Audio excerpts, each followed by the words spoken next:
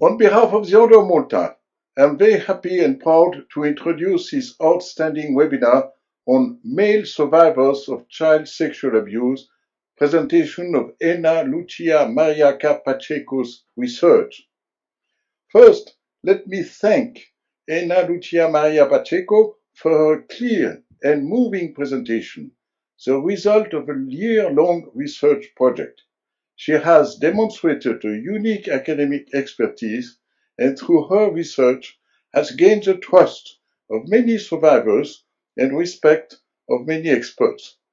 I had the honor to be in the jury of her dissertation on this very topic at Royal Road University in Vancouver, BC, Canada. And she will today present the results of her research entitled The Needs and Stories of Male Survivors of Child Sexual Abuse, Exploitation, and Human Trafficking. She then will introduce the testimonies of 4 survivors of child abuse. And allow me to briefly present those 4 survivors and to thank them really for their testimonies. First, John Michael Lander, author of 2 novels depicting his story, Surface Tension and Cracked Surface. Certified trainer and life coach for the Self-Tank Institute, Voice for the Voiceless, founder of An Athlete's Silence. He survived abuses as young athlete. He silently endured sexual abuse and trafficking from the adults entrusted with his training while winning gold medals at the Norway and Danish Cups. He will be with us also for the Q and answer question session. Second, Jeffrey Tennant, lived expert and activist, author of The Way of Escape, the true story of a teenage boy's miraculous escape from sex traffickers and a healing journey of recovery. He was the speaker of our last session on the 25th of April, and you can see the recording of this webinar. Third, Martin Pelders, survivor of child sexual abuse, author of The Pumpkin Van, and public speaker, founder of Matrix Men, the first organization in South Africa to support male survivors of sexual abuse, also raising awareness about the threat to boys. He will also be with us for the Q and answer question. Fourth, Cranford Blackman, founder of Femvincible, a new paradigm in stopping and preventing violence against women and girls. Survivor of childhood sexual abuse and trafficking who did not remember this until just a few years ago. He had some strange memories that he thought were dreams, but it turns out they were true. He shall be a speaker on a future webinar. And allow me to quote from John Michael Lander. Quote, every time the case was closed and then opened again, I had to go back and re-answer all the questions over and over again. This has been going on for over 3 years now. It's exhausting.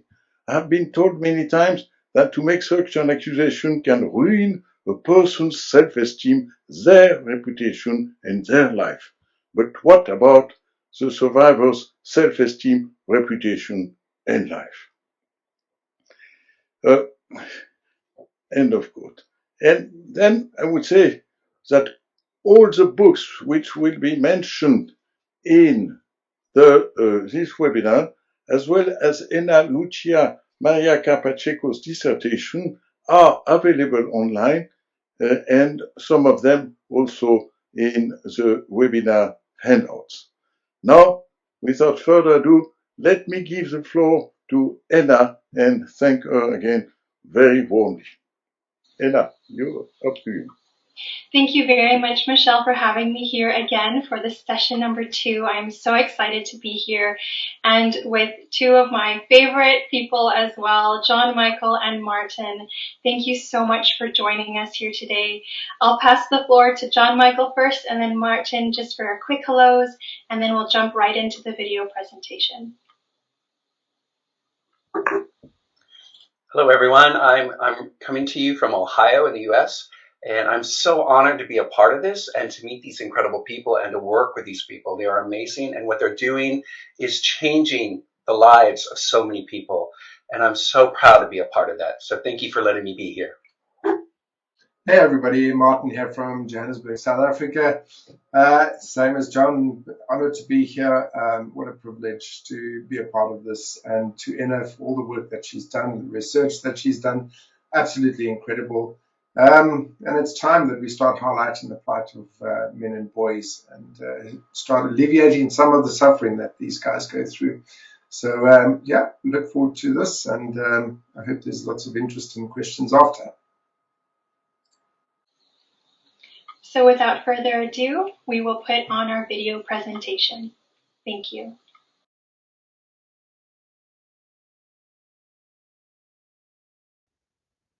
Ladies and gentlemen, and esteemed viewers from around the world, welcome to the second session into the series looking into the stories and needs of boys and men who have been victimized by human trafficking and child sexual abuse. These issues are deeply significant and are often overlooked.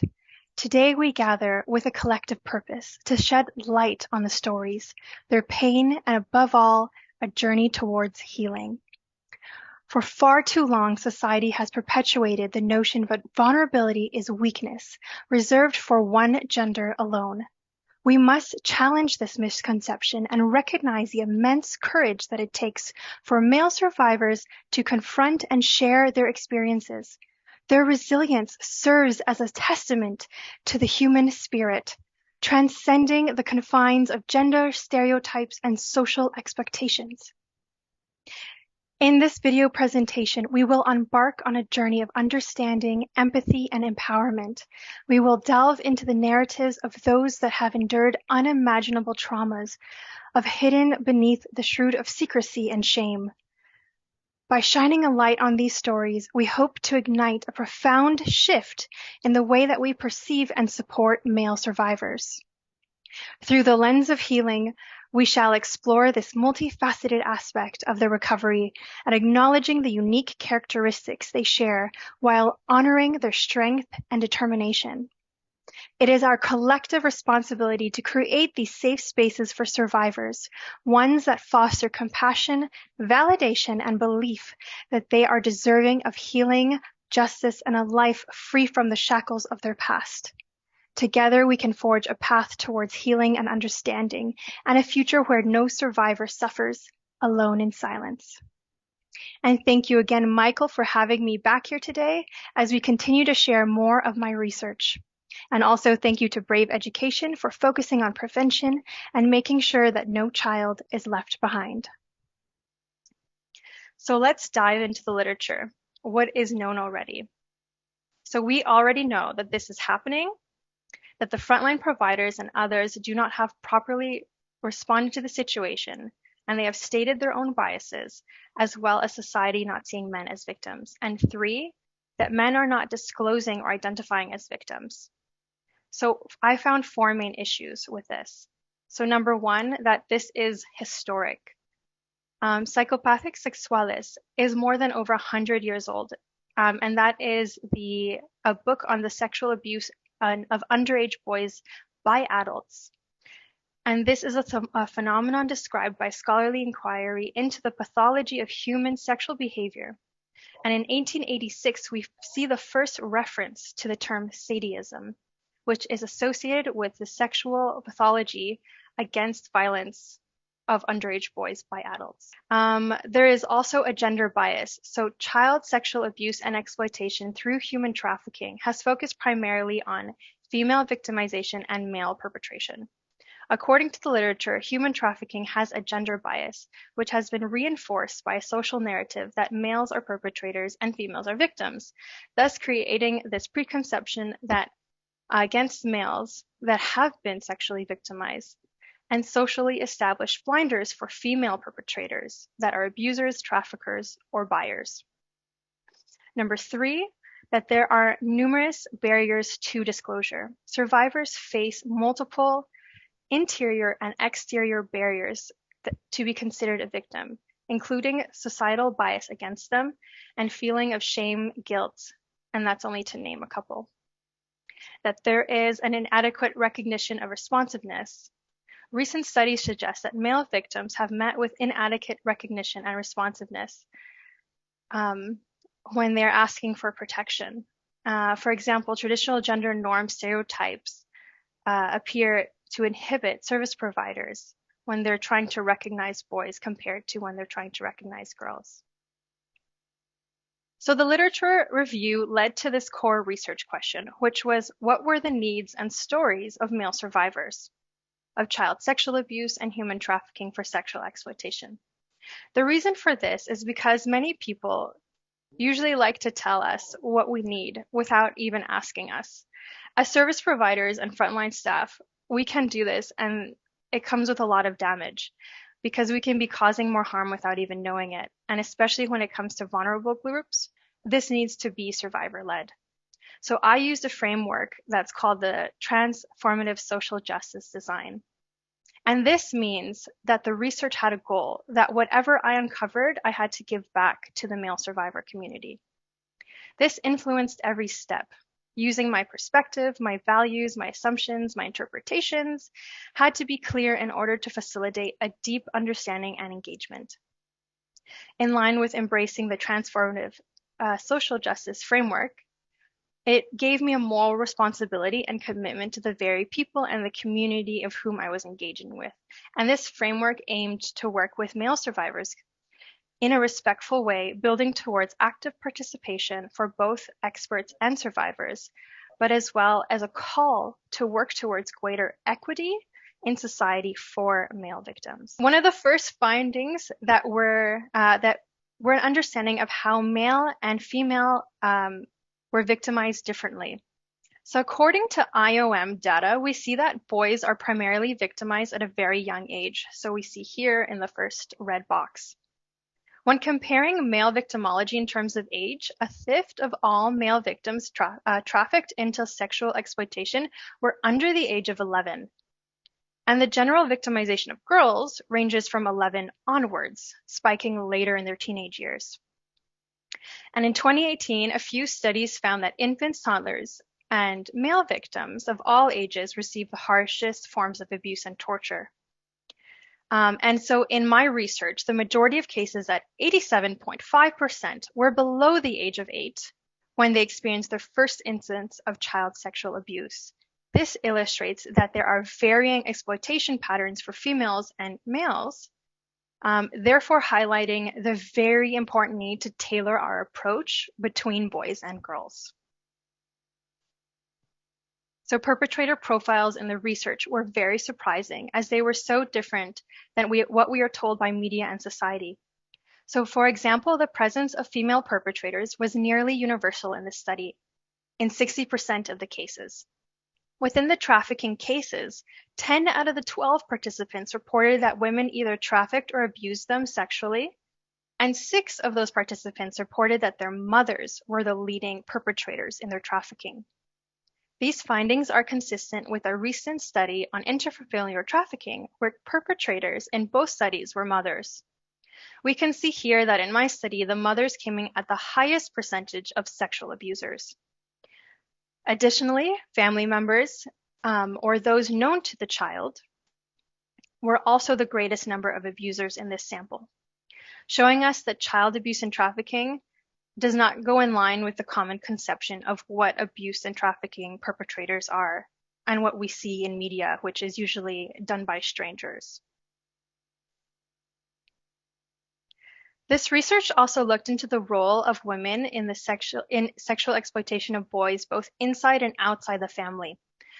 Findings from the academic literature and discussion with survivors suggested that female perpetrators present a unique challenge for investigators and frontline professionals in contact with exploited boys. Sexually abusive relationships between women and boys can be difficult to identify because women often hold a socially accepted dominant role over boys as their mothers, their teachers, their caregivers, or simply as older female family members that have more seniority. Women who hold these roles can also usually bathe, dress, examine, or touch children in ways that does not normally arise suspicion from others. The advantage position can be that they can easily leverage this if they're intending to sexually exploit a child. On the other hand, boys who are sexually exploited by female family members or women are generally might also struggle to identify themselves as victims because they might perceive their experience as enjoyable or pleasurable. And this creates a significant impediment to disclosure, as boy victims themselves might not realize that there is a problem in the first place. And it may be only years later when a boy or a man reflects on that relationship where they can feel uncomfortable, used, or that something wasn't right. So some of the earlier literature on child sexual exploitation suggests that women involvement in these crimes are usually supporting roles by enabling men in their lives to exploit the children, as opposed to actively being involved in the activity. And earlier studies described that as they're more passive and characterize it by a woman's failure to protect the child or aiding and abetting the male abuser as opposed to direct involvement. And this is a very striking contrast with this study's findings, where women were reported to display a diverse range of severity of violence. Survivors told me that women clearly trafficked and exploited them sexually. Some of them did it in a caring or nurturing manner as part of the grooming process, while others were extremely sadistic and even could be seen as taking enjoyment in causing pain and suffering in these victims. Frontline professionals in this context with children who suspect that they might be victims within their family should always take in consideration the possibility that mothers or female family members could be the perpetrators.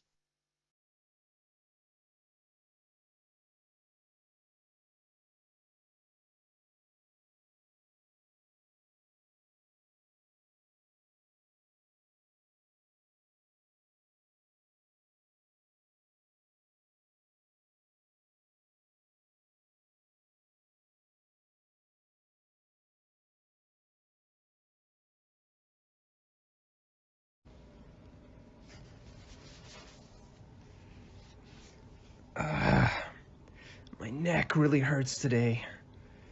So does my back, my stomach, my head. Why can't I seem to connect with people? I keep pushing them all away. Why do I get so angry? The substance helps, but only for a short time. Why don't I feel like anyone is worth trusting? Why am I this way? Why am I messed up? Why do I feel so alone? Why am I such a loner? What happened to me? Hey, are we playing a game? Wait, I don't understand. What? That can't be real. No, I don't like this. It's scaring me. No, this isn't real. No, stop, please, it hurts! Did this happen to me? Did this actually happen to me? Why can't I remember more of it?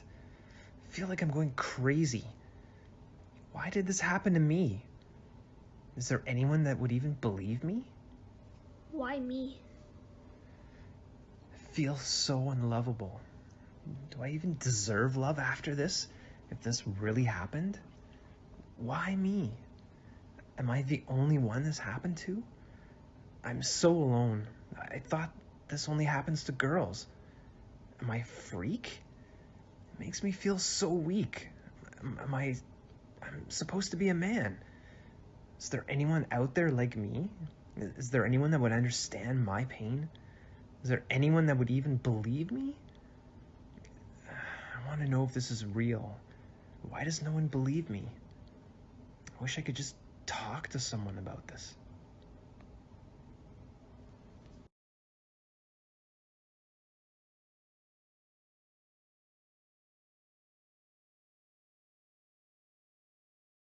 Part of the reason healing is so difficult for men is the stereotyping all of the world dumps on us.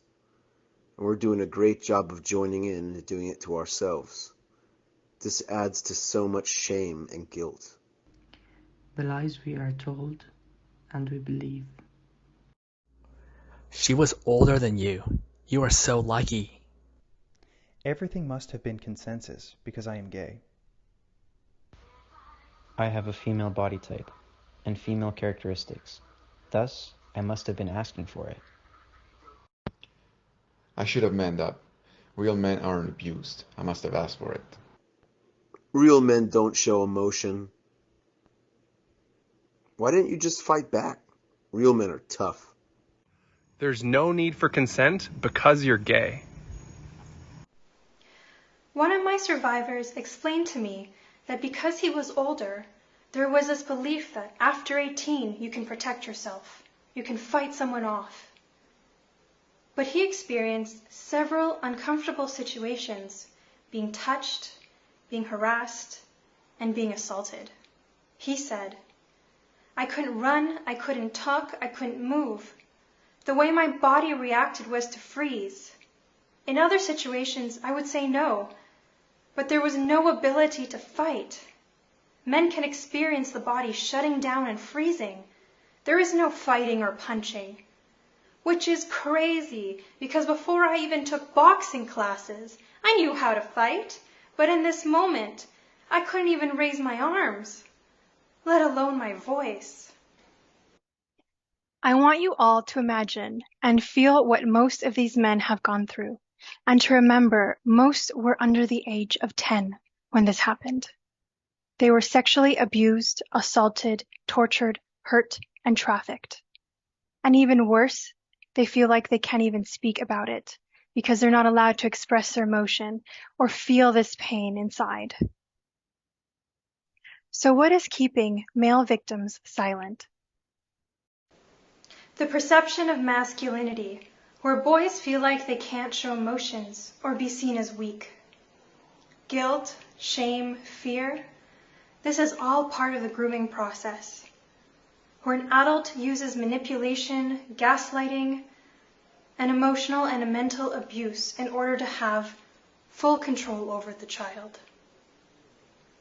Threats towards the victim's family and extreme physical violence on the child. Dissociation and complex PTSD. Many survivors experience a complete loss of memory, which is the brain's way of protecting itself from the trauma. Many survivors can go decades without any memories of the exploitation. Then one day, potentially, they might regain those memories. And in that moment, they will not trust themselves, they will not trust their memories, they will think they're crazy, and they will not know what to do. Minimal coverage of male victims in the media, news, and reports. There's also minimal support services for male victims, and the resources for female victims do not always work for male victims. Not being believed. All 33 survivors tried to tell family, friends, medical staff, ER staff, and police, and were not believed. And this is to the degree that some male survivors were even given back to their abusers or traffickers by police and medical staff. And finally, abused boys are so scared of telling someone that they've been abused or trafficked, thinking that they will also be seen as future abusers. We need to stop telling these lies to boys and men, no matter what they were wearing, look like, characteristics, body type, sexual orientation, or what they identify as. We need to stop victim blaming and just listen. Be that person in their lives that finally show them respect, kindness, dignity, love, and support.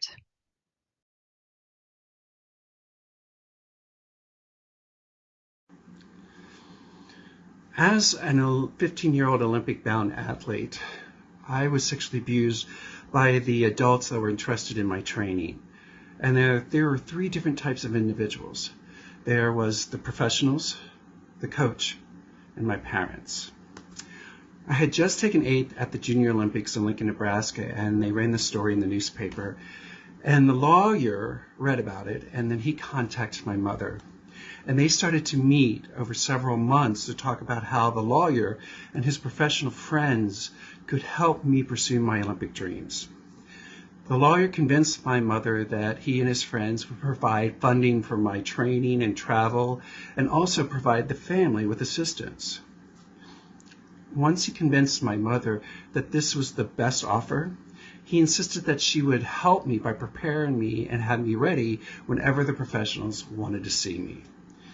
He basically convinced my mother that the professionals would take me to dinners, parties, movies, events, and then in return, they would help the family with doctor's appointment, eye exams, medicines, etc. And my mother agreed. And then I had private dinners with the lawyers over several weeks, and he built on the dream of me wanting to become an Olympian and going to college. And he told me that I had to focus on getting good grades, being the best athlete I could be, and not to disappoint any other professionals. I grew to trust him and believed that he was a friend. The lawyer then began to take me to places to meet the other professionals, such as other lawyers and doctors and business owners. And I remember him telling me that these professionals were part of a secret men's group, and only those who wanted to help boys like me were permitted to join. And this process was a long process, and only the most trustworthy and prominent professionals were granted memberships. This tightly knit group of men protected each other and the boys that they helped. I was taken to the city to meet a doctor on several occasions, and at his mansion, which was known as the Ranch, and left for a week or the weekend. During these stays, the doctor would host parties for other professionals, and there were always about 4 or 5 young men, college student age, that were always there, and me. I think I was the only high school student at the time invited to these parties. And we were called the ponies. You were a pony if you were a novice, and then you were a colt if you'd been around for a little while. We were instructed to wear certain outfits that the doctor provided, and I always had to wear a white Speedo for some reason. We would line up in a row as the guests arrived, and they would look us over, and they would ask questions, interview us basically, and then they would be ushered to the back room or to the porch or some other part of the house, and they would place their bids. We were the object of a silent auction. After the bidding was closed, the top bidders would collect their boy prize, and they would spend the rest of the evening together. The boy that earned the highest bid got extra gifts from the doctors and some of the other professionals, such as money, watches, necklaces, clothes, etc. But every boy would have their tuition, books, meals, and sporting expenses taken care of. We would go on trips. Like whenever football game there was, wherever it was, if we ever got to go to the football bowl, we would go as a group.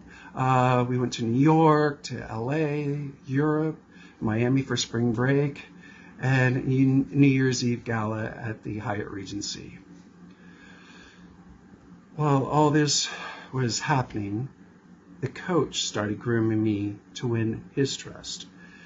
He insisted that he knew what was going on and with the professionals, and he understood my situation, and he was the only person that I could talk to that would understand.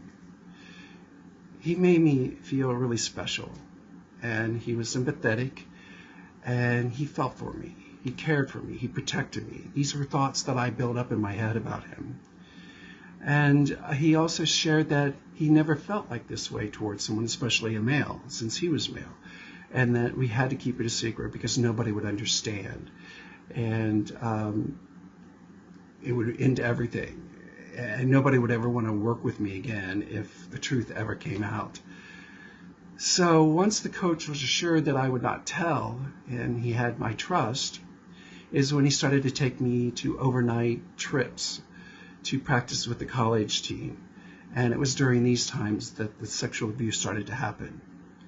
But the whole time, I thought the coach and I were an item. We were in a relationship. So I was confused. I had shame, embarrassment. Each week I was being passed to a new professional and enduring the abuse. And then while seeing the coach at practice every day, it created a whole bunch of confusion. I started questioning my orientation, my sexual orientation, who I was. How can I keep this a secret? So that's the story. Grooming and coercion are aspects that take time. For me, it was not a quick process. However, this is not always the case. Many people I have spoken with were rushed through the process and quickly forced into the trafficking situation. I know some people who were trafficked because they had run away when they were young and they were trying to live off the streets. But they were still groomed to trust the people that said that they would help them. But grooming and trafficking are not always the same and are conducted differently depending on the social and economic status. In my case, the professionals had all the money they needed, so they groomed slowly and yet still got the same end result. So it's different for each person. The people that I was constantly around were the abusers. Except maybe my other teammates, but if you think about it, the only other people that may have had a frontline view of who I was would have been my teachers. Because other than going to school, I was in the pool practicing. So I would be with the coach. And then after that, I would be going to these dinners with the professionals. And then if I wasn't at the dinners with the professionals, I was at home with my parents. So all the three, the trifecta there, had already created this world of silence for me. But however, I will say that some of the indicators that I did do, and I was trying to get my parents' attention. I really was. And I think every child who's being abused wants it to be shared and wants to be heard and wants to be believed. Those are the things that are important. In my case, I always was immaculately dressed. I always had to have everything looking pristine. If there was some kind of speck of dirt on it, I changed clothes. That's the way I was. I always was from a little kid. Once the abuse started to happen, I started wearing the same clothes the whole week. But no one seemed to notice. Not even the teachers or my friends at school noticed. I don't know why. But and that was one of the things. And I also did not take showers. I was kind of a kid that would take 2 showers a day, but I just decided not to. And I think my parents kind of assumed that it must be one of those teenage things that he's going through. And he's always in the pool, so he doesn't need to shower all the time. But I was a kid that had to get the chlorine off of me. It just made me crazy. So that, and then the third thing that I really distinctly remember is I was the type of kid that would never cuss. It just wasn't part of me. And if I did, everybody laughed because it just didn't fit my personality. So I started to drop the F-bomb as loud as I could. And I thought that this would get someone's attention. But it didn't. No one noticed. No one asked. And I was begging for someone to ask me because I was not going to give information out easily. I was not going to share because I already tried that with my mother and it didn't work. So nobody was going to believe me. But if I could create some kind of indicator, if somebody would ask me what was wrong, then I would be invited to share what was happening. It never happened. Even at the church, when we would go to church, no one asked me. Even if I was wearing the same clothes that I wore last weekend, nobody asked. So this really left me feeling alone and abandoned, that I was by myself constantly, and that nobody was interested enough to find out what was going on with me, especially my parents. As a teenager, being trafficked by a group of professionals, which consisted of a judge, lawyers, and other law enforcement and medical personnel, my ability to report almost diminished to impossible. This group of professionals rallied and protected each other. I remember one boy who wrecked one of the Mercedes, and there was drugs found in the car with him. And the case was settled out of court. And there was a huge donation given to the police department made by the professionals. Another time, one of the boys tried to make a report, and of course, it never saw the light of day. And he was removed from our group and from the school, and we never knew what happened to him. So my perceptions of trying to reach out to the law enforcement for help or making a report was riddled with fear. I didn't know who to trust.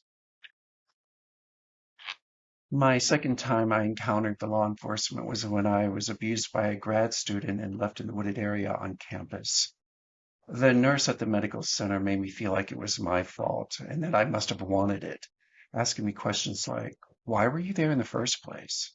Why did you allow this to happen? And why didn't you fight back? Even after they had proof that I had been drugged and was not able to defend myself. I felt like they were more worried about the time it was going to take to fill out the paperwork. And then the humiliation and embarrassment and re-victimization of going through the rape kit was so overwhelming. I had a hard time trying to justify and differentiate between what the abuser was touching me and how the medical team was touching me and why it was okay for one and not the other. And then I felt that they lied to me when I asked them not to contact the police. I felt like I was ignored and unheard and betrayed. And then talking with the police was another harrowing experience. Having to retell the details over and over and over again, and the feeling that they were more interested in discovering loopholes in my story so that they could discredit the whole story than helping me. When I finally got the courage up to file my case against Dr. Strauss in the Ohio State University, I was not prepared for what I was going to face, endure, and constantly having to rehash the details with lawyers. Every time the case was closed and then opened again, I had to go back and re-answer all the questions over and over and over again. This has been going on for over 3 years now. I find that I feel like I'm being tested to see if my story has changed or altered in any way, or if I have forgotten any details. And this has caused such anxiety and stress because I'm constantly wondering, what did I say? How did I say it? How did I say it is a big one because if you say it one way and then you say it again, then they can show that it was not legit. So it's constantly watching my P's and Q's and making sure that everything is in order. And it's exhausting. I have been told many times that to make such an accusation can ruin a person's self-esteem, their reputation, and their life. But what about the survivors' self-esteem, reputation, and life? What about the long-term effects of sexual abuse, such as PTSD, anxiety, depression, suicide, and etc.? And how this affects our relationships, our jobs, and how we contribute back to society. We have seen so many cases played out on the public stage where the survivor can't remember all the details because they were a teenager at the time of the abuse, and it has been many years ago. And so they are discredited and projected as fabricators. And yet at the same time, the abuser doesn't have to remember all the details. and the case is dismissed, and the abuser is apologized to and released. I feel like this process is putting the survivor on trial. And I feel like we need to re-examine the process so that we're able to hear and believe both sides on an equal basis. This is one of the reasons why many males do not report, because of the fear of societal norms and beliefs and the ridicule we face. We need to make changes.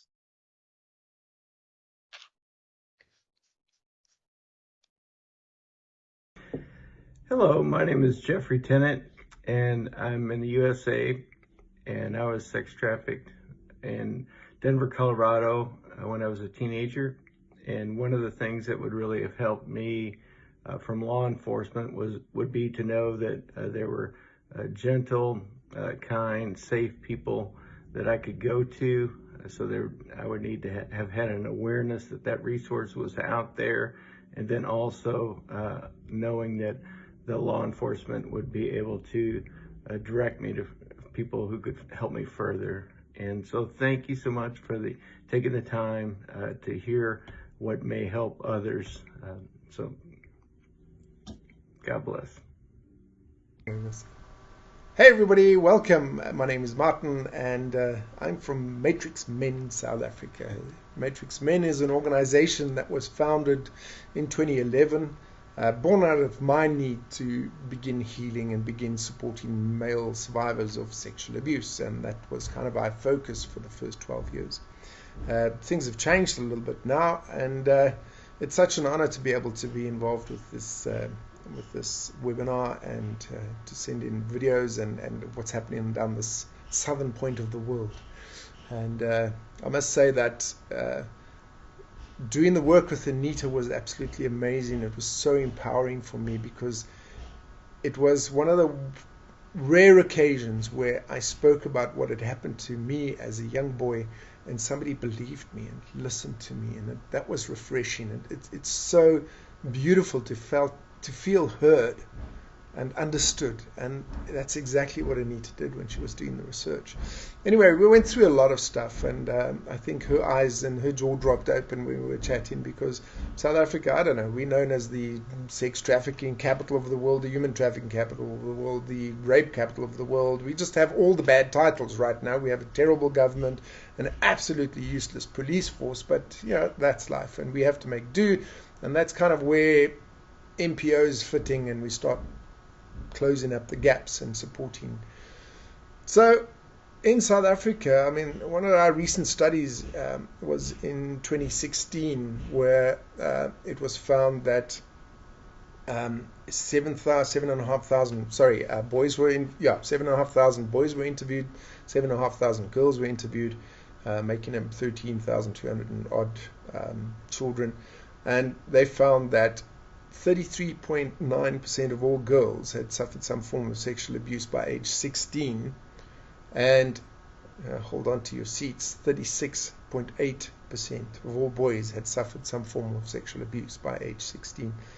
The numbers here are incredibly high, and the reason why I emphasize the issues is because when we look at the services provided, they're all kind of set up on a gendered basis. So everything, when you walk in, you see the rape crisis centers, you go to the websites, look at the rape crisis centers, they all depict girls, they all talk about men as perpetrators, women as victims. And that's a big issue, because in fact we have more boys that are suffering sexual abuse in South Africa, and I believe around the world. I don't think the 1 in 6, 1 in 4 number cuts it anymore. We can't lie to ourselves anymore. And one of the issues that we believe it's lower around the world is because we're not looking at female perpetrated sexual violence on boys. In South Africa, 41% of our boy victims, are abused by females, 27% by both male and female, and 32% by men.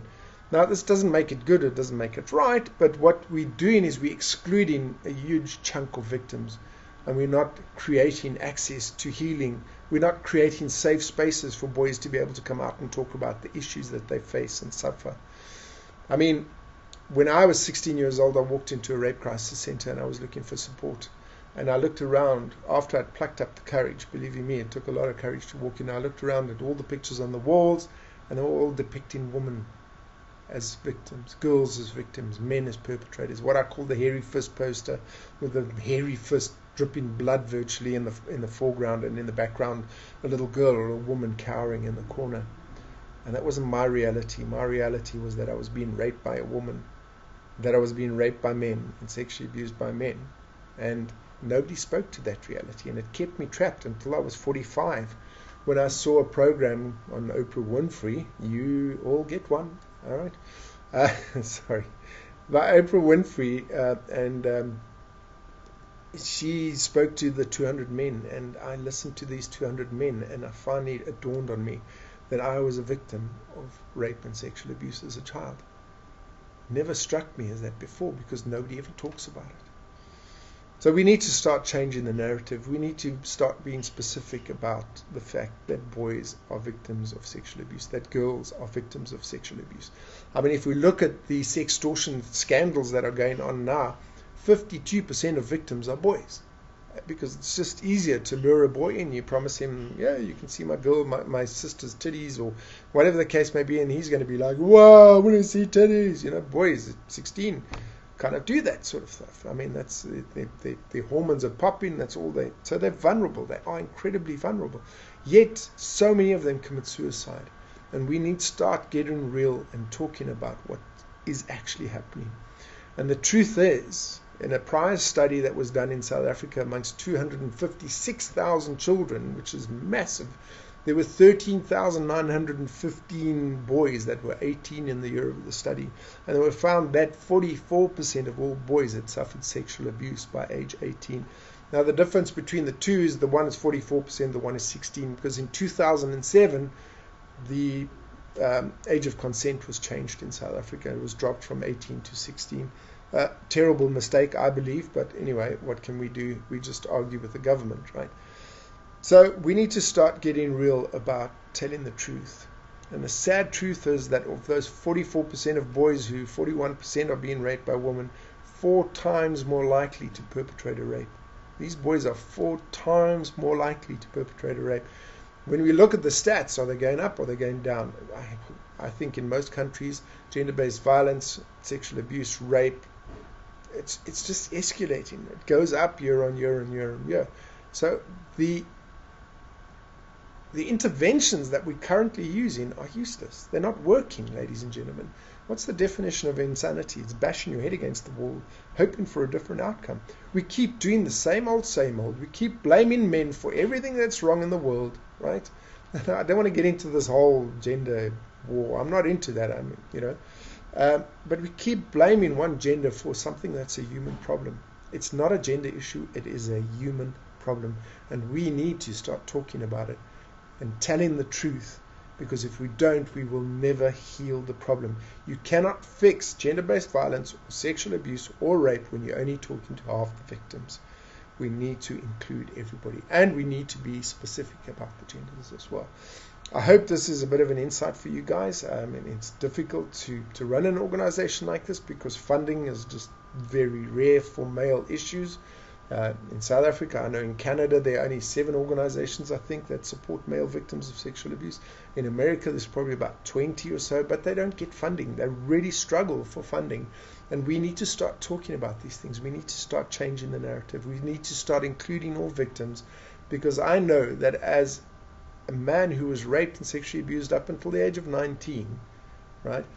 When I got married, I took that suppressed anger and I let it out at home. At home was the one place I could be real, and that impacted on my family. It impacted on my daughter. It impacted on my ex-wife. It really negatively impacted on my family. So let's start talking about these things. Let's start talking about being real and supporting men through all the issues that they're going through. I know as an organization we've taken a stance that from this year on, we're busy developing a mental health app for men. And hopefully that is going to be able to bring in some funding. In 12 years of running this organization, we've had probably about 220,000 Rand in funding. That's nothing. That if we break that down to dollars, it's probably about $20,000. That's how dismal it is. And that's what we've been allowed to help treat men and support men. So, please remember that boys and girls are victims, but let's not start with this gender neutral term, children. The other thing we need to get real about is that as female perpetrators, I counsel so many female victims who've been raped by women.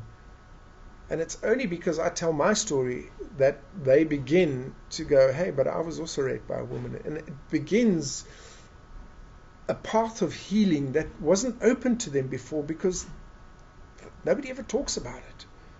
Let's get real. It's a human problem, not a gender issue. And honestly, we need to really start talking about this in truth and being brutally honest with the nation so that everybody can be included in the healing process, that we can create safe spaces for all victims, so that we can create change, effective change. Join us in this struggle, and join us in changing the narrative so that we can actually make an impact on ending gender-based violence, child abuse, sexual abuse, rape. I hope you all join us in this struggle. Thank you for this opportunity, and I hope you guys gain something from what I've been talking about. And chat to you soon. Hello, I'm Cranford Blackman, and I'm a survivor of childhood sexual abuse and trafficking. I didn't know this until just a few years ago. I'd had some strange memories that I thought were dreams, but it turns out they were true. But only a few years ago did they all start rushing back into my head. It was painful and difficult, but it helped me to understand some of the things I've been experiencing. Why in most of my life, I didn't have a very, very big circle of friends. I didn't like to let people get close to me. And I always felt like people were ready to betray me or turn on me. It was very hard for me to trust anyone. But now it really makes sense. And if you've experienced some of those, or know that you've experienced a molestation or abuse when you were a child, or even as a teen, I want you to know you can get through it. It doesn't mean that you're bad. It doesn't mean that you're broken. You didn't make them do that. It's not your fault. You're not guilty of anything. It shouldn't be shameful to you. You were a child, and they were a master manipulator. It doesn't make you less of a man. It doesn't make you less masculine. It doesn't make you less strong. But a lot of times we will fight that way as we're growing up to try to prove that we are masculine, that we are strong, and that we won't let anybody do anything like that to us again. But it's also good to know that you can find people to speak to let that out. There weren't any men's services that I could go to, so I actually went to a battered women's shelter and asked their counselors if they could help me. And they were good enough to allow me to come in, and I received counseling from them for about a year. And it was incredible how much it helped to be able to verbalize what happened to me and the pain that it caused me and the challenge it was causing me in my relationships. And it has saved me. So, men, if this has happened to you, or you have a friend who it's happened to, I hope you'll be kind with them, be kind with yourself, and look for help. Because remember, 1 in 6 men have had this happen. So if you look at your circle of friends, even if they're not close friends, your acquaintances, your coworkers, I want you to know there's somebody else really close by that knows exactly what you're going through. And there are people that you can find to speak to. Please take advantage of that. And you can grow out of it. You can heal out of it and use what you've learned to make someone else's life better, to make your children's life better, to make those around you better. I actually use mine to help stop violence against women and children now. And so I can focus what happened to me into a positive way to make it stop happening around the world. So, men, if this has happened to you, I believe in you. I believe it happened. You're not crazy. And I hope you will be strong enough, because you can choose it, to get some help. You don't have to carry all this weight alone. Thank you. I would like to introduce best practices for policymakers and law enforcement. We need to check our biases. What do we believe? And is that based on facts? We need a greater awareness of male victims. And male children need to see visual representation, such as in pictures and videos of other boys in campaigns and websites, in order to feel safe enough to come forth. We need to include survivors, for they are the true experts. Survivors are the real experts. Their lived experience and their perspectives can better help inform our policies and our legislation and make them more effective. Survivor engagement is so important. It is building effective victim-centric, trauma-informed anti-trafficking strategies that address prevention, protection, and include reducing demand, assisting victims, and promoting more effective prosecution of the perpetrators. And number 4, more funding for research on male survivors, as well as for buyers and perpetrators. If we get a better understanding of what is driving these crimes, maybe we can better prevent and combat it. The survivors also gave me suggestions for law enforcement on how to help. If there is a trafficking or sexual abuse case, it will likely relate back to the family the child comes from. We need a greater awareness of female perpetrators. This is also so important for female survivors of female abusers. A better understanding of trauma and its effects on victims, especially during the interview stage. Dissociation does not mean that the victim is lying. This is the brain's way of protecting the victim from remembering all the trauma. This will better help with understanding the behaviors that a survivor may exhibit. For example, Stockholm Syndrome. A victim may be reluctant to testify against their abuser or trafficker after years of manipulation. We also need more female police officers, especially for male child victims that were exploited by men. Interviews have shown that there is better recovery, easier disclosure, and increase in trust when surrounded by female service providers. And in many cases, it was the police or hospital staff that had knowledge of trauma-informed care that were the ones that were able to identify and rescue these boys from trafficking. Do you know a survivor of child sexual abuse, exploitation, or trafficking? Here are some things that you can do. When they are ready to talk, listen to understand and believe them. You can say, "How can I help you?" Do not cut off your relationship with a survivor that has just recently opened up to you. Yes, life can be busy, but it is vital to continue your relationship with your friend or family member. Treat them as a human being with kindness and respect. Don't just see them as a victim. See them for who they are.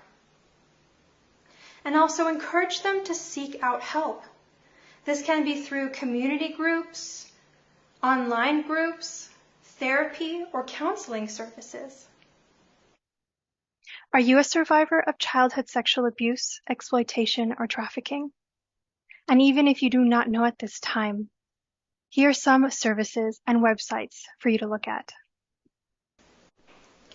These organizations provide access to an international community of male survivors, online chat forums to safely interact with other male survivors anonymously, online and in-person healing retreats, online educational webinars, YouTube videos on past events, live events for sharing stories, and international helplines, and more.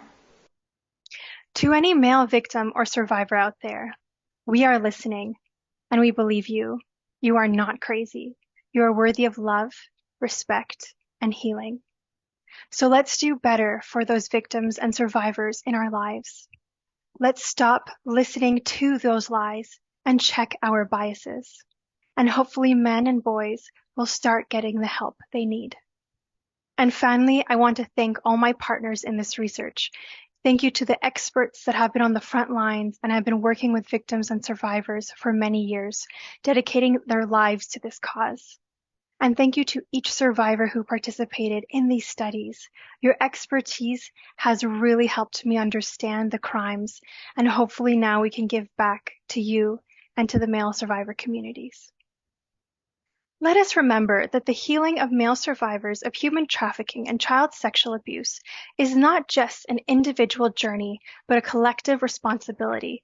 It is a call for action for each one of us to break the barriers of silence, stigma, and gender biases.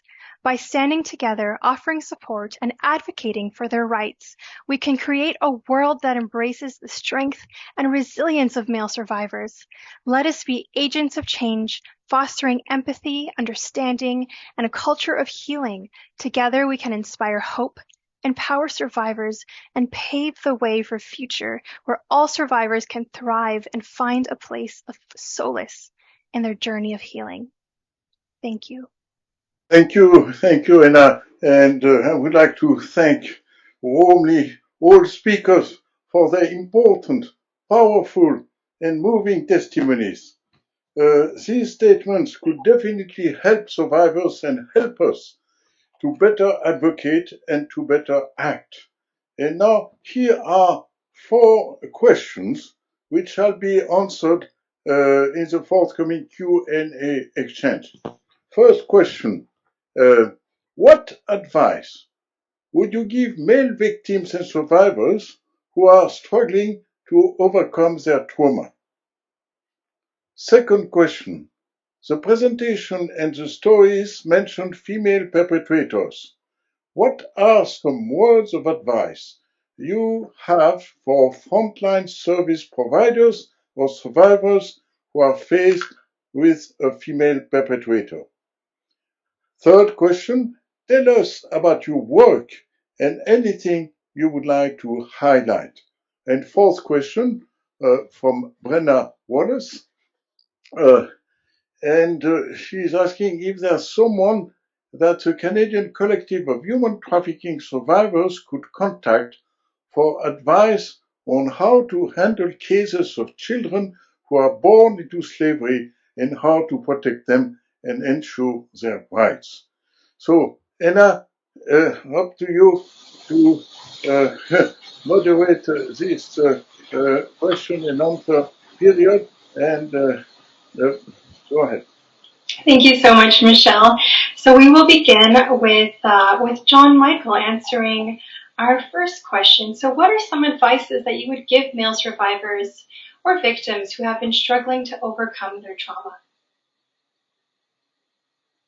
Well, first of all, I think that as a male survivor, I think the thing that really started to help me was to question those moments of outbursts of anger or uncontrollable rage that doesn't seem to fit in the situation. And then going back and trying to understand where they came from. And then that was what started to open it up for me, was to be able to realize this is not normal for me. Why am I acting this way? And then I think another thing is if you have any nightmares, any flashes or memories of stuff that don't seem to be what you expect, check them out, because they could be your body telling you, hey, something's happened here and we need to fix this. And I say the third part is something that I have to go back to you, Ena. If it wasn't for you, I don't think that I would be sitting here with you and talking, because finding the help and the guidance as we went through our 2 years with your research and being able to take the time and peeling those layers back like an onion, and to know that I could trust you and knew that it was never going to go anywhere unless we needed it to, and we had that bond from the very beginning, I started to open up. And it was your guidance that led me to realize that my mother was part of this whole process that I refused for my whole life to believe. And once those things started to unravel and start to piece together was when I started to find the help and started to find the healing methods for myself. And I want to say one last thing. I carried with me a lot of guilt to the fact that my teenage body responded during these stressful moments and when the abuse was happening. And I was constantly told that I must have liked it, that I wanted it because my body was reacting. And it had nothing to do with what was actually happening. And I want everyone to realize that that is not an indicator that you're gay, straight, bi, or whatever. It's stress. And someone is touching you, and it's natural. And it doesn't mean that you enjoyed it or that you wanted it. And I think that's the biggest part. And a lot of times we were told that if your body responds, you wanted it. So just take those moments and really reflect back on them. And I'm going to tell you that sometimes the scariest person is the person that was living with you the whole time and you trusted and you loved. And that's the hardest part to understand.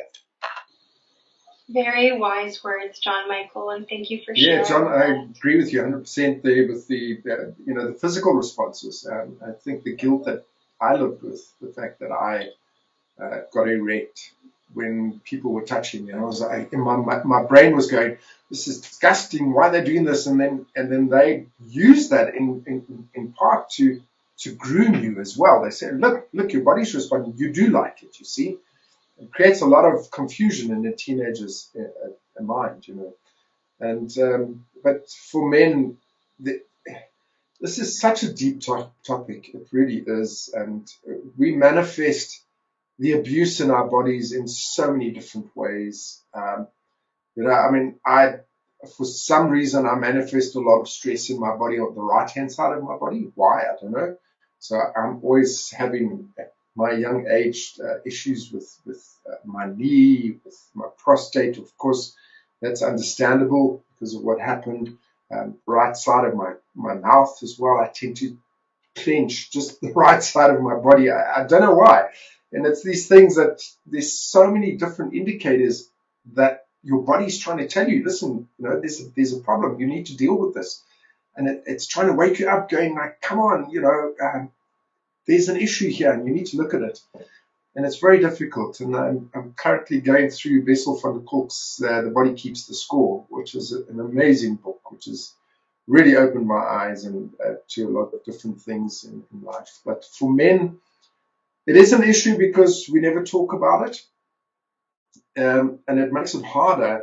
And I was just so lucky. I happened to come home early from work one day, and my ex-wife was sitting there watching the Oprah Winfrey Show, and she said, I think you should watch this. I had never told her that I was a victim of abuse. I had never told anybody, as far as I can remember. But then again, I was an alcoholic, so I probably blurted it out in some silly drunken point in my life, And she said, watch this. And I watched Tyler Perry and 200 Men, many of whom are friends of mine today, talking about their abuse. And, my brain still denied it. That's the funny thing. My brain kept saying, no, that's not you. Unless somebody said something that related to my story 100%, I was like, nah, that's not me. That didn't happen to me. That didn't happen to me. It was right at the end when one of the guys stood up and he says, and I want to say to the fathers out there, you love your children too much, you will never hurt them. And that punched me in the gut like you cannot believe. Because I remember my daughter must have been 2.5, 3. I can't remember what age it was, but she was still in nappies, let's put it that way. So it must have been younger than 3 at least, because I'm a pretty bad dad if my daughter's 3 and she's still in nappies. But and I would change her nappies and I would look at her, and this war started in my head. The little devil that comes up on your shoulder from the cartoon characters, right? He would say, oh, you're going to hurt her. You're going to stick your finger in her. And then a little angel will come up here and go, no, you're not. You love her too much. And I would have genuinely this war happening in my head. And I was like, what the hell? And when one of the 200 men stood up and said, you will never hurt your children because you love them too much, that was it. That was, for me, that was the sudden revelation. And I always equate the story, I say, it was like a giant stood behind me and lifted a 1-ton weight off my shoulders. And for the first time in my life, and I was 43, 44 at the time, I could actually breathe for the first time in my life, I could take a full breath. So that's how the stress constricts your body to such an extent that you can't even breathe properly. So, for men out there, all I can say is that survivors that are brave enough and tough enough, like John, like myself, like the two other guys that have been on before, if we can just keep voicing our stories, just keep telling your stories, because somebody is going to find a similarity, and that is going to give them permission to start the healing journey, just like it did me, just like it did John. I'm sure somebody said something to you at some point where you were like, oh, yeah, that's me.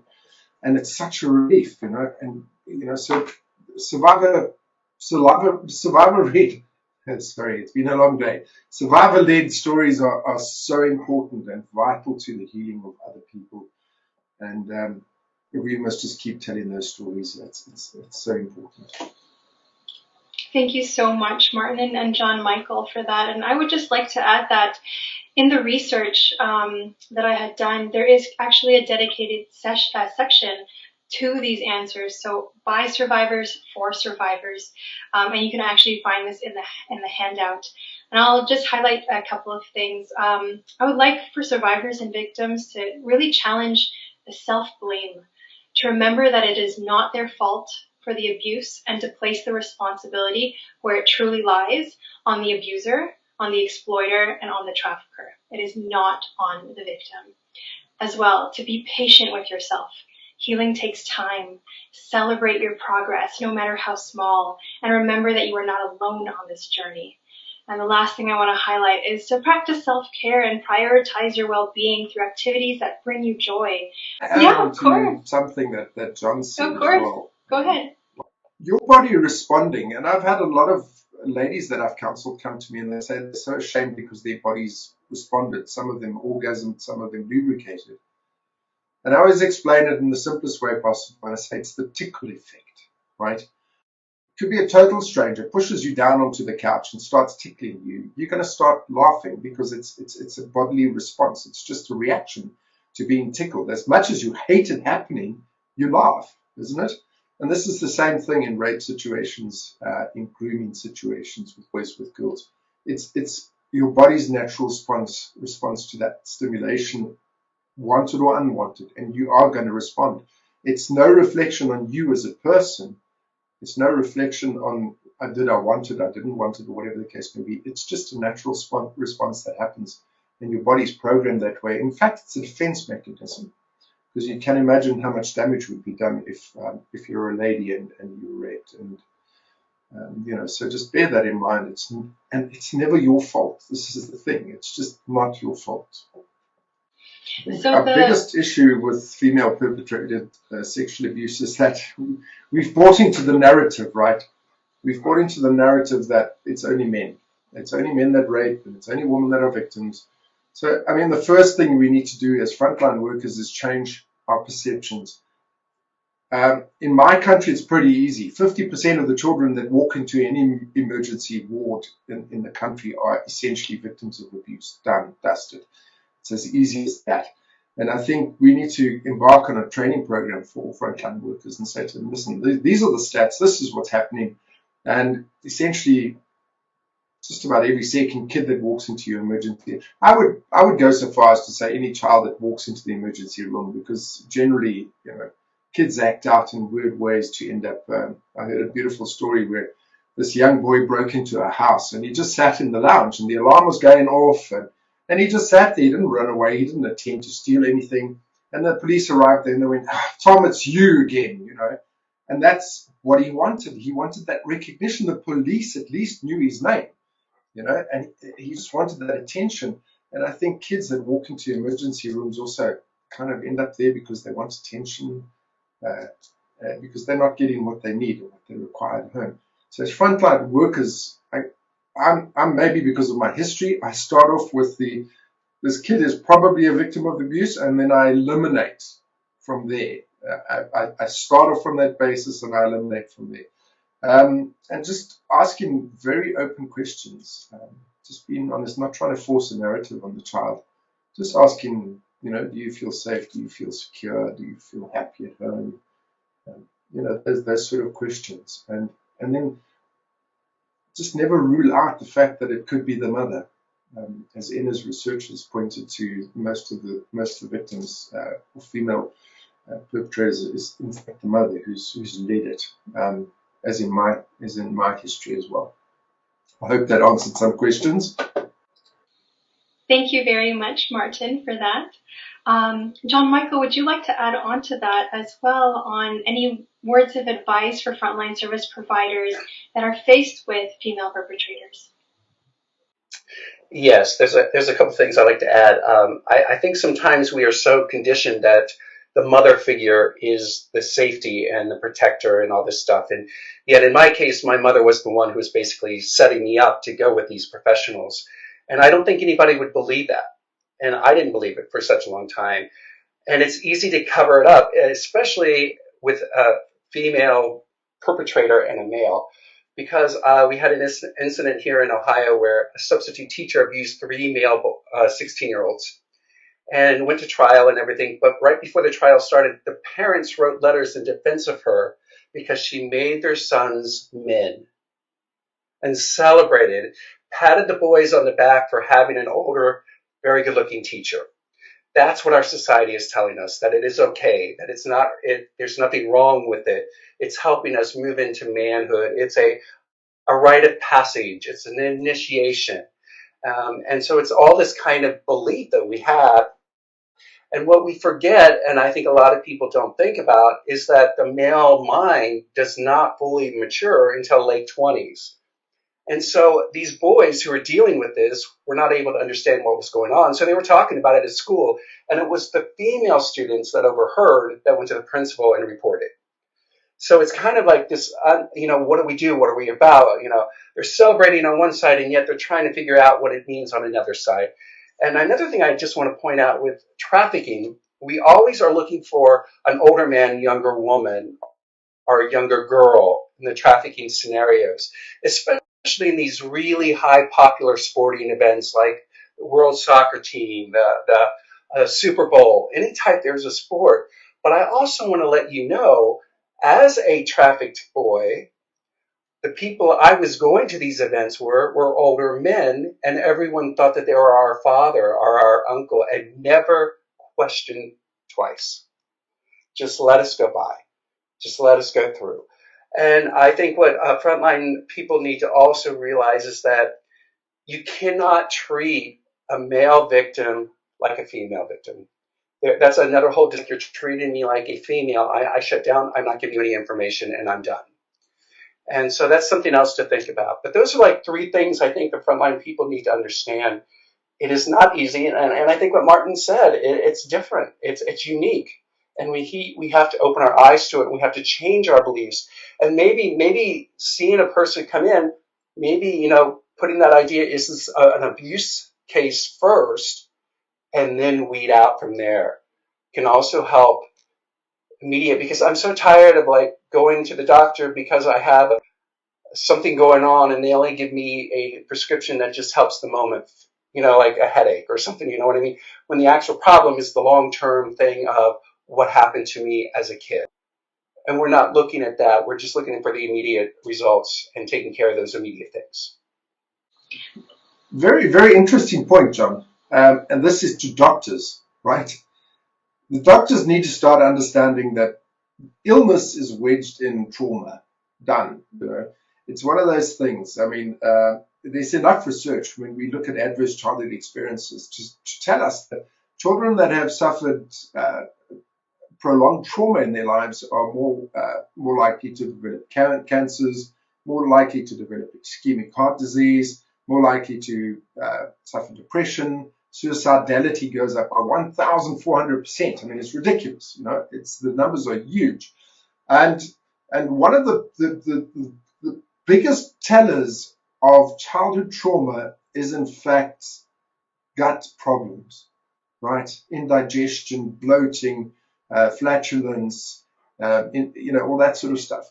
And it's the biggest teller because the largest nerve running from the base of the skull down to the body is called the vagus nerve. And that is the nerve that controls your digestion, controls your heart rate, controls your kidney functions and all that sort of stuff. And when you suffer trauma, you tense up, you stress because you're living in that fight-flight all the time, and your body stresses, your neck moves forward, and it impinges on your vagus nerve. So your digestion is impacted. And I was chatting to a mate of mine who's a specialist GP, and he said, I can see it when they come into my rooms, and because he's informed and we talk a lot and he understands these things, he says, I can see when kids have been traumatized because they suffer indigestion, they suffer bloating, and all that sort of thing. He says, for me, that's the start. And he gets to a point where he actually, with his older clients, he starts directing them towards psychological therapy instead of medical treatment. So let's steer away from the medicine. Let's start talking about what happened in your childhood. Of course, a lot of people aren't open to doing that, but very valid point, John. It's our doctors should be highly aware of this. It's a huge tell. So I would just like to add that the biases that we have against male survivors will also dismiss female victims as well that have been facing that as well. So let's go into the third question, which is, tell us about your work and anything that you would like to highlight. John Michael, would you like to begin? Excuse me. I have been doing amazing things, thanks to you, Ena, for helping me realize who I am and what I'm about, and my voice is able to be heard. I've worked on a program called the Predatorial Grooming Trifecta, which is basically coming out of the sports world. And when I have been working with the Nassar victims from U.S. gymnastics, is that this whole predatorial grooming trifecta says that the predator will groom the institution of the sporting event first, then the parents, and then the child, which allows this predator to go undetected for years. And so that's kind of something that I've been working on. I've also been working recently on a thing called the Predatory Internet Grooming, or PIG, which is about this whole idea that, the online predators, who are like 500,000 of them, are daily trying to connect with children and groom them and get them to send pictures and videos of explicit content to them so that they could go and sell it on Pornhubs. Then they come back to the person and ask for more. And when that person starts to refuse, they start to blackmail them and put them in really awkward situations, using threatening tactics, saying, I'm going to contact your parents, I'm going to let everyone know that you're doing this. And what I have learned, and this is what our society needs to learn too, and Martin, you said this not too long ago, males are easier to connect with, manipulate, and blackmail. And since they have a fear of reporting, predators are counting on them not to report. And so these lines and these numbers that we have of people saying that, it's only females that are being approached online, it's because the girls are able to speak about it a little bit more, maybe because of the hashtag #WeToo movement, the Nassar girls, the gymnasts who have come forward, and all this, the Cosby situation, all these things have allowed them to speak up. Men are still being repressed. Even if the Nassar situation, there were several male gymnasts that were never heard of or spoke about, because that would create something else. So I'm excited about doing that, and I'm looking for people who would be interested in working it with me or helping me compile more information. That's really cool. I'm also working as a certified trainer and coach with the Self-Talk Institute, and my goal was to help survivors, because we create our own lies to tell ourselves so that we can get through the incidences and get through our daily events. And these lies continue to grow as we grow, and they become very negative self-talk, basically. And if we're able to take where we are right now, and you can change the way you think and how you speak, you can change your life. And so I'm willing to help anybody with that. I'll be happy to give a free session, whatever like that. And the last thing I just wanted to share, and Michelle, you told me to do this, is to hold up my 2 books. These are the stories about my life that I wrote. One is Surface Tension, and the other is Cracked Surface. The Surface Tension is about my life through high school, when I was actually being groomed and when I was representing the United States at the World Championships. The Cracked Surface takes it a year later, where I was not getting the help that I needed, and I went on to college, and what happened in college due to the fact that I didn't know what was going on and I did not get the proper help. And there's a 3rd book that's coming out hopefully soon, and that will be about my Hollywood years and how I put myself right back into the abuse world and the scenes behind Hollywood. So thank you so much for letting me be able to share those with you. Great. I mean, John, I'm holding up my book. My book's called The Pumpkin Van. It will be published in the next 2 months. So yeah, I've been working on it for 7.5 years. But anyway, it's going to get done. In South Africa, what we do is I find my main task is that I raise awareness about male survivors of sexual abuse and talk about it. And that's kind of the main goal that I have set. We also run groups throughout the country, recovery groups for male survivors. They're in-person groups that we run through a program that was done by the Adult Survivors of Childhood Abuse in the States, ASCA. We've had great success. It's such a delight to watch people's lives transform right before your eyes as they suddenly start getting it and seeing how everything interconnects and how life works out for them. And it was just so nice to watch people. Still nice to watch people's lives change completely. And that's kind of what we do. We're launching a mental health app in the next couple of months as well. What we've done is we have a support line for men, staffed by men. We've trained male counselors. We find it kind of, men just open up on certain topics easier with other men. And there's so many organizations here, but 85% of the counselors are female. So it becomes a bit daunting for men to contact those. I would also love to add that the research is free access, and thank you to the Oak Foundation, which have made the recent publication on familial trafficking as well free access. So let's go on to the very last question, which was about Canada and collaboration and different organizations that have this. And yes, please feel free to reach out to me. I am working with Brave Education for Trafficking Prevention. And then I think the fourth question was the Canadian groups. I know there's one that's called Men and Healing. There are several. I'm not too afraid. I know I've done some studying through Men and Healing, and the great organization. Just try Rick. Rick is the guy that heads it up. Rick Goodwin. Yeah, Rick Goodwin does awesome work. Really great man. And so you can contact them as well. And as for me, I'd like to thank everybody for this opportunity. I'm really delighted to see so many people from Africa in these groups. Fantastic. And you guys can hit me up on Matrix Men. Just search our website and email me. And let's see if we can work together and start healing men in Africa. That would be a fantastic cause. So I see we have from Nairobi, DRC, Malawi. Wow, lovely.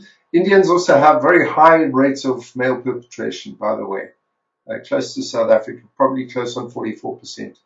Very, very, very high, and many, many, many female perpetrators, believe it or not. I've counseled guys from India, and every single one of them have been victimized by a woman. But yeah, it was great to meet everybody. And John, nice to meet you in person, so to speak. No, thank you, Martin. Thank you, John Michael. But thank you, Ena. Indeed, at the end of this highly informative webinar, let me thank all of you. I greatly appreciate your willingness to share your story with us today. Your courage and hope are truly inspiring for helpers, victims, and survivors alike. And allow me to make 4 brief quotes of the 4 speakers. John Michael Lander: I was a teenager being trafficked by a group of professionals who consisted of a judge, lawyers, and other law enforcement and medical personnel. My ability to report almost diminished when possible, This group of professionals rallied and protected each other, so nobody was going to believe me. Jeffrey Tenet, one of the things that would really have helped me from law enforcement would be to know that they were gentle, kind, safe people that it could go to. Then also knowing that the law enforcement would be able to direct me to people who could help me further. Martin, it really negatively impacted on my family. So let's start talking about these things. Let's start talking about being real and supporting men through all the issues that they were going through. But I was also raped by a woman. Let's get real. It's a human problem, not a gender issue. And honestly, we need to really start talking about this in truth. And Cranford Blackman, I didn't like to let people get close to me. And I always felt like people were ready to betray me or to turn on me. But now it really makes sense. And if you've experienced some of those or know that you experienced a molestation or abuse when you were a child or even as a teen, I want you to know you can get through it. End of quote. And really also I want to thank all those people from Africa, Canada and other countries to be with us tonight. And I know that many more will be watching the video recording. So for all of this, I would also like to express my gratitude to Yves Reichenbach and Emanuele Piluso for their contributions. So in a few days, you shall find a video recording of this webinar with subtitles in 7 languages on our website, as well as on Vimeo and YouTube. And thank you for being with us and supporting our efforts, as well as, of course, helping survivors. We hope to see you at our next webinar, again with Ena Maria, with Anita, on Tuesday, the 12th of September, Tuesday, the 12th of September at 6 p.m. with Ena explaining best practices in human trafficking prevention, healing, collaboration, and programs. So thanks, have a good night, and all the best to all of you and to your family. And really, I was really moved by your statements, your witnesses, and know that I was also in South Africa with the ICRC, the International Committee of the Red Cross, and I pretty understand well what you are going through. Of course, in the US, obviously, the situation is also very serious, as well as in every country of the world. But I think such a webinar could be of help to many people around the world. Thank you, Anna, again, and good night now.